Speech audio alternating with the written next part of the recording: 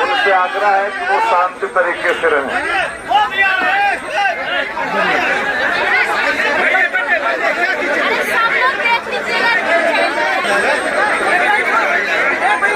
हमारे सभी अभ्यर्थीगण से मेरा अनुरोध है कि हमारे धरना स्थल पर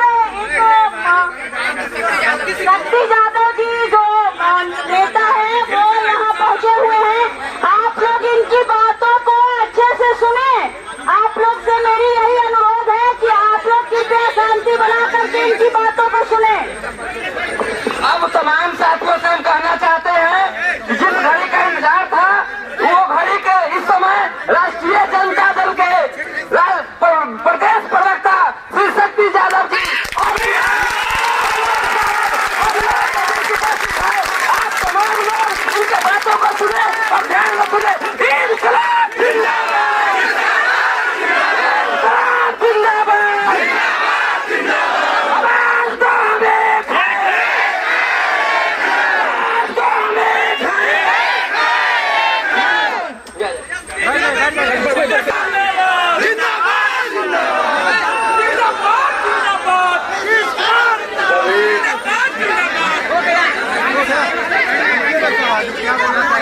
सभी जो अभ्यर्थी हैं उनसे आग्रह है कि बिल्कुल डेमोक्रेटिकल और शांति तरीके से कोई भी प्रतिकार, कोई भी मांग डेमोक्रेटिकल होना चाहिए और शांति होना चाहिए।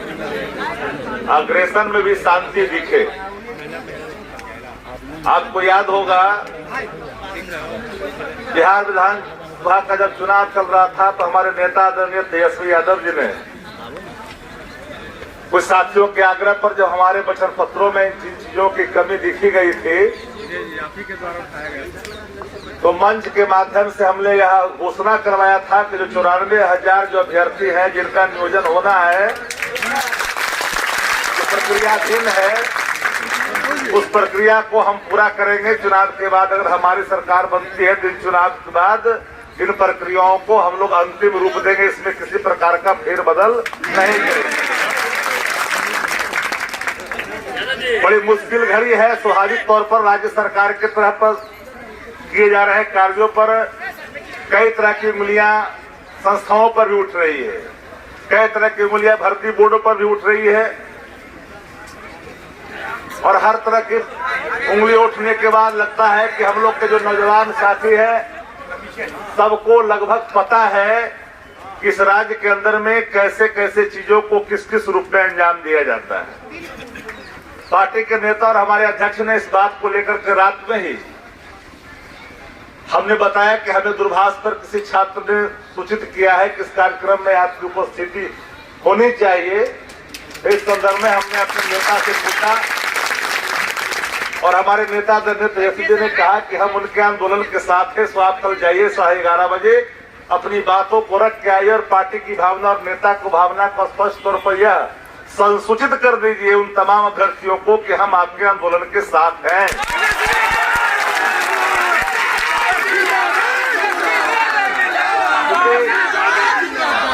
94,000 जो नियोजन की प्रक्रिया जब शुरू हुई थी तो राज्य की सरकार ने शुरू की थी।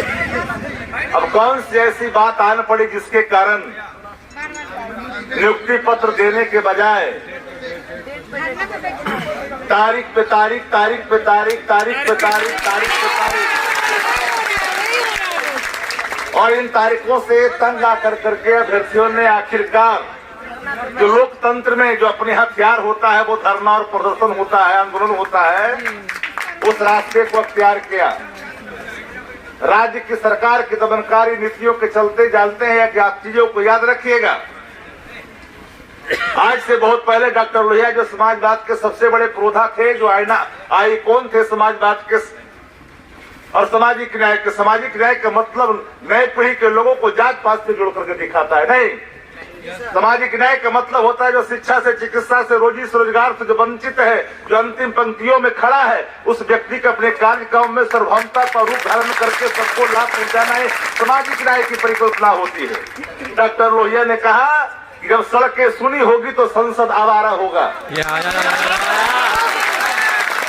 तो आज जो सड़कें सुनी करने के लिए जो हम 353 जैसे कानून को ला करके, एक्ट को ला करके आंदोलन करने वाले लोगों पर FIR किया जाता है ताकि नॉन अवेलेबल सेक्शन उस पर अप्लाई करे और इस राज्य के अंदर में, देश के अंदर में कोई आंदोलन न हो। जब भी इस देश में कोई परिवर्तन हुआ है, जब भी कोई फांसीवादक ताकत के खिलाफ किसी ने लड़ाई ली है, तो उसमें युवाओं का बहुत बड़ा योगदान रहा है। और शैक्षणिक रूप से सबल लोग जब इस कार्यक्रमों का अगुआ हिस्सा नहीं बनेंगे, तब तक व्यवस्था परिवर्तन की बात बेमानी सामने खुल करके आई। हम न जात की बात करते हैं, न पात की बात करते। नए पीढ़ी किसी जाति के रंगों में पिरोया नहीं जाता।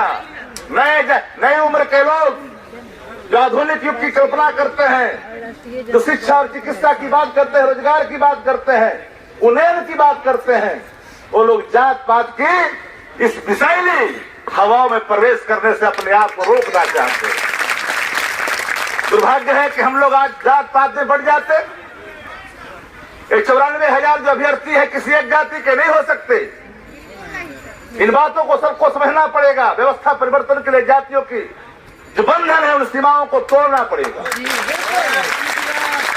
और एक हमारा उन्नयन का जो रास्ता है, हम अपने अधिकारों के लिए संकल्पित हैं कि आखिर आपने जो नियम बनाए, कायदे बनाए, नियोजन की प्रक्रियाएं बनाई, चाहे वो पंचायत से लेकर के प्रखंड हो, नगर परिषद हो, नगर पालिका हो या नगर निगम का इलाका हो, जिसको भी आपने नियोजन का इकाई माना, उसके माध्यम से अगर प्रखंड के स्तर पर या पंचायत के स्तर पर आपने अभ्यावेदन प्राप्त किया है, तो तारीख पे तारीख नहीं करने वाला है। सदन खुलने वाला है, सरकार भागना चाहती है। एक पत्रकारों के सवालों का जवाब देने के बजाय बिहार के मुख्यमंत्री उद्दलित होते हैं, आवेश में आकर के प्रतिक्रिया देते हैं, आंकड़े बताते हैं, लेकिन सदन जब खुलेगा तो आदरणीय मुख्यमंत्री जी, इस राज्य के अंदर में ऐसे ऐसे सवाल हैं जिसका सामना आपको करना पड़ेगा। कब तक जाति की दुहाई, कब तक उन 82 पन्नों के इतिहास को आप आईना दिखा कर करके अपने आप को बचाना चाहेंगे? जिनकी उम्र आज 20-22 साल और 30 वर्ष की उम्र हो गई है, वो लोगों ने व्यवस्था परिवर्तन की उन कथाओं को नहीं देखा। आज उनको रोटी, कपड़ा और मकान की जरूरत है, उनको जिंदगी की जरूरत है, शिक्षा के, रोजगार की जरूरत है। सामाजिक बदलाव में कई तरह की चीजें सामने खुल करके आती है। उसके दंश भले ही समाज के लोग को, कई लोगों को भुगतना पड़ता है, लेकिन उन्नयन के रास्ते में कई ऐसे चीजें आते हैं जिसको आप चीर करके आगे का रास्ता तय करते हैं। राष्ट्रीय जनता दल इन 94,000 भर्तियों की मांगों के साथ सिर्फ खड़ा ही नहीं है, बल्कि सदन से लेकर सड़क तक हमारी ये सरकार बहुत दिल की मेहमान नहीं है। मैं उन अधिकारियों को भी खबरदार किया है जिन लोगों ने दमनकारी नीति अपना कर करके लोगों पर हमले करने की कोशिश करते हैं और चाहते हैं कि दमन के रास्ते से हथियार कर करके मांगों को कहीं न कहीं दरकिनार करने की कोशिश करेंगे। जो जांच मांगे हैं, हम किसी प्रकार की उग्रता में विश्वास नहीं करते, कानून को तोड़ने में विश्वास नहीं करते, लेकिन लोकतंत्र में जो हमारा लोकतांत्रिक अधिकार है, वो धरना है, प्रदर्शन है, हमारा ये लीगल एंड फंडामेंटल राइट्स है, जिसको कोई वायलेट नहीं कर सकता। लोकतंत्र की सबसे बड़ी पूंजी अभिव्यक्ति है। उस पर कोई अगर कोई अंकुश लगाता है तो लोकतांत्रिक देश में जीने का मतलब ही खत्म हो जाता है। तो डेमोक्रेसी में पहला जो फंडामेंटल राइट हमारा एक हर व्यक्ति का है।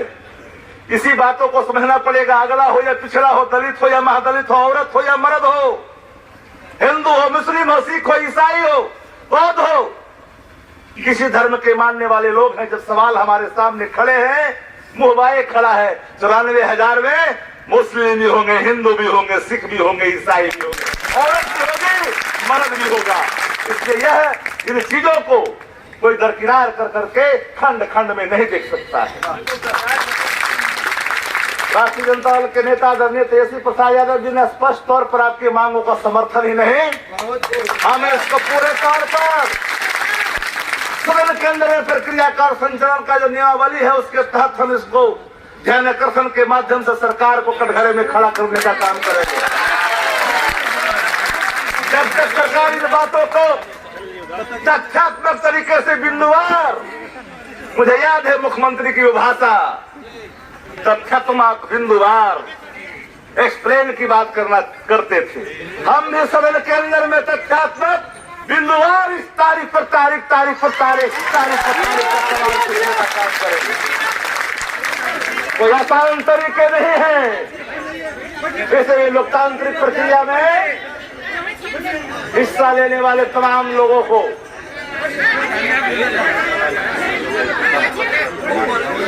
देखिए, डेमोक्रेसी में सबका अधिकार है। सरकार क्या बयान देती है, मंत्री क्या बयान देते हैं, हमारे लिए महत्वपूर्ण विषय नहीं है। कोई भी व्यक्ति अगर सभ्यता का परिचय देता है तो मानिए अपने पद के गरिमा के अनुसार अपने आचरण को अख्तियार नहीं करता। हम उनकी भावेश में हम खुद को अपने तिलांजलि दे करके अपने आंदोलन को कमजोर नहीं कर सकते। तो बिहार सरकार के मंत्री ने जो सवाल आपके सामने खड़ा किया है, जो अपने फुहरपन का जो परिचय दिया है, जो व्यक्ति दोनों सदन में से किसी सदन का सदस्य नहीं है,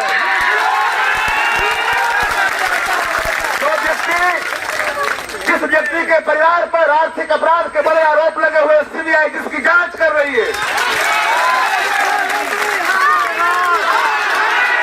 उन सवालों को सामना करने के बजाय आप भूल जाना एक बात, ये आप पर कोई सवाल नहीं कर रहे हैं। उनकी मानसिक संतुलन का परिचायक है जो आरोप उन पर आर्थिक लगे हैं उनके परिवार पर, उससे आहत होकर के वो नरगल प्रलाप करते हैं। इसलिए उन बिंदुओं पर जाकर के अपने आप को मत फंसाना। याद रखो, चुनाव संपन्न हुए, 28-30 साल का युवा बिहार को एजेंडे पे लाके खड़ा किया। न यहाँ नफरत थी, न धर्म था, न गौहत्या था, न लव जिहाद था, न 3 तलाक था। शिक्षा और रोजगार, सिर्फ हमारे जो एजेंडे थे, समान काम का समान वेतन। हमारे एजेंडे थे 10 लाख लोगों को पक्की नौकरी। हमारे एजेंडे थे सिंचाई, कमाई, दवाई, पढ़ाई, करवाई और सुनवाई थी। और उस एजेंडे पर देश के प्रधानमंत्री को भी आना पड़ा। याद करो, बिहार के मुख्यमंत्री ने कहा कि 10 लाख रोजगार कहां से मिलेगा नौकरी, तो भारतीय जनता पार्टी ने कहा कि 19 लाख हम देंगे। इनके जवान पर ऐसा करारा तमाचा, इनके मुख्यमंत्री के जवान पर ऐसे करारा तमाचा कि तुम 10 लाख को नकारते क्यों, तब 19 लाख देने के लिए तैयार है जी। जो लोग व्यक्ति याद करो, आपकी मांग हम अपनी मांग मान करके प्रतिदिन सरकार को हम चैन से सोने नहीं देंगे। और इस बात को लेकर के जो हम लोगों ने इसको अपने एजेंडे का पार्ट माना, इसकी सुनवाई के लिए सरकार पर जो हमारा अपना प्रतिपक्ष का सशक्त विपक्ष का जो दायित्व है, लोकतांत्रिक पद्धति के माध्यम से हम सरकार पर दबाव बनाएंगे कि जब तक आप इसको अंतिम रूप नहीं दे देते। युवाओं से कहना चाहूंगा कि वो दिन भूल जाओ। अभी भी हम लोग किस सदी में जी रहे हैं, याद करिए। 6 वर्ष हुए देश की सरकार के, हम कोई खिलाफ नहीं करते किसी का, यो ही किसी के हम खिलाफ कोई आरोप प्रत्यारोप नहीं लगाते। इस देश को युवाओं को रोजगार चाहिए, किसानों का सिंचाई की व्यवस्था चाहिए, मजदूरों को रोजगार चाहिए। क्या हुआ किसान का, क्या हुआ मजदूर का, क्या हुआ नौजवान का इस देश में? आज हम किसान भी आंदोलन है, अन्नदाता भी आंदोलित है इस देश का। रही मन यह गरीब का कभी न निष्फल जाए, मरी खाल की सांस से लौ भस्म हो जाए। ये सरकार की क्या बता, जो गरीबों की आह का सामना कर ले, गरीबों की आह का सामना करने की ताकत किसी में नहीं है। रहीम बड़े उम्दा किस्म के कवि हैं, उन्होंने इन बातों को उद्धृत किया है पंक्तियों में, जिसकी चर्चा जिसको मैंने कह करके आपको बताया। गरीब से पंगा मत लेना, बेरोजगारों से पंगा मत लेना,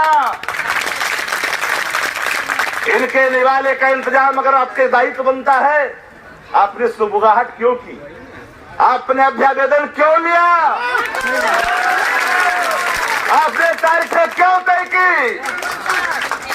जब तारीख आपने तय की है तो फैसला देना होगा। कार करके हम मीनाक्षी सोसाद्री जैसे फिल्मकार तो नहीं है, हम वो नहीं है सनी देओल की तारीख पे तारीख, तारीख पे तारीख, हम उन तारीखों पर सुनवाई चाहते हैं। दामनी में है ना, तो हम तारीखों पर सुनवाई चाहते हैं। 94,000 अभ्यर्थियों ने जो अपने अभ्यावेदन के माध्यम से अपने चयन का मांग पत्र आपके सामने रखा, सारी अर्हताओं को पूरा करते हुए, तो जिन प्रक्रियाओं के अधीन होकर के हमने सारी अर्हताओं को पूरा किया है, अब नियुक्ति देने का बारी आया है। टाल मटोल नीतियां इस राज्य के अंदर में नहीं चलेगी। हमने कहा था खरमास के बाद याद रखिएगा, खरमास तक हम लोगों ने किसी प्रकार का प्रतिकार नहीं करने का निर्णय लिया, लेकिन अब खरमास खत्म हो गया। 14 तारीख को चूड़ा दही के बाद नए दिन का उदय भी हो गया। इसलिए सरकार को भी हम लोगों ने कहा है, सरकार भाग रही है सदन चलाने से, याद रखना। 1.5 महीने का बजट सत्र होता है, 4 दिन में समाप्त करना चाहती है।